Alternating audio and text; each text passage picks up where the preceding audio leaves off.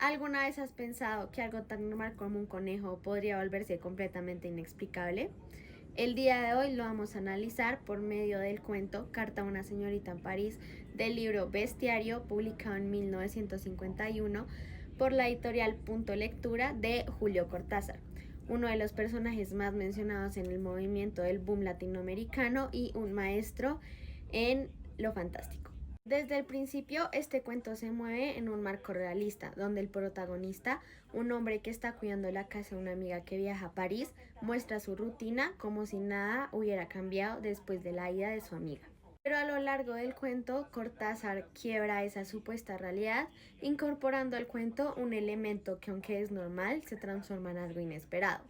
El protagonista empieza a vomitar conejos.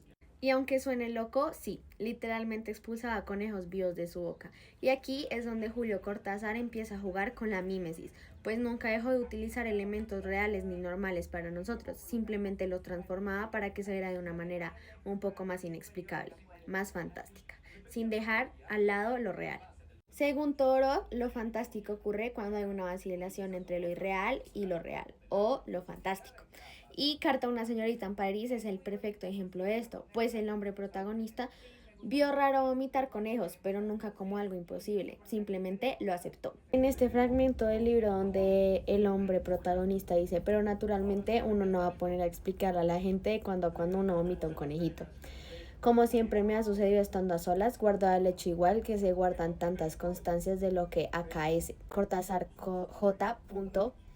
Página 23, 2005. Nos podemos dar cuenta que realmente a él no le importaba como afrontar el problema o afrontar lo raro que estaba pasando, sino que simplemente lo ignoró. Y aquí es cuando Cortázar empieza a involucrar a los lectores como nosotros, pues aquí es donde nos empezamos a preguntar, ¿es normal? ¿Debemos aceptarlo? ¿Es una metáfora? ¿Está interpretando algún tipo de emociones?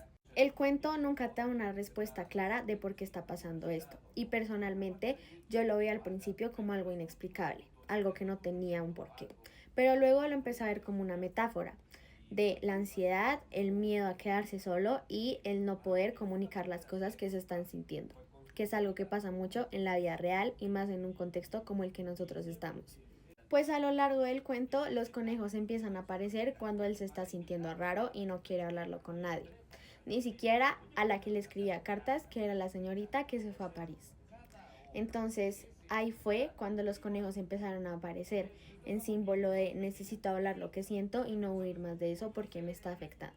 Pero él simplemente lo vio como algo normal o algo que no tenía por qué darle importancia. Y como les dije antes, es algo que se ve muy reflejado en nuestra realidad. Como adolescentes, como estudiantes y en general como personas de todas las edades, muchas veces no decimos lo que sentimos, por miedo a ser rechazados, a ser vulnerables o simplemente porque no nos gusta. Y aunque no sea vomitando conejos, de alguna manera se nos va a demostrar que no está bien guardar eso. El cuento nunca nos da respuestas claras, pues no está inclinado ni a lo maravilloso ni a lo extraño, siempre se mantiene en la línea de lo fantástico y por eso al final es donde nos preguntamos, ¿realmente pasó porque no tenía ninguna explicación o porque la mente del protagonista, el hombre, estaba manifestando algo? Al final los conejos quedaron en toda la casa y nunca se supo por qué, y él nunca lo quiso averiguar. Con este cambio de luz, hablemos de la conclusión. Y es que Carta a la señorita en París es un completo ejemplo de cómo Cortázar convierte algo usual en algo completamente inquietante, en este caso el factor de vomitar conejos.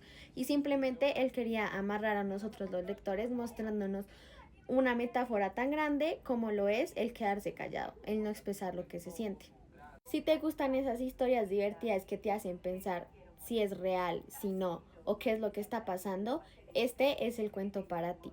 Personalmente a mí este cuento me atrapó y eso que no soy una persona que le guste tanto la lectura, pues este cuento me hizo interpretar una metáfora tan importante como es quedarse callado en mi realidad y ver cómo muchas veces eso me trae consecuencias.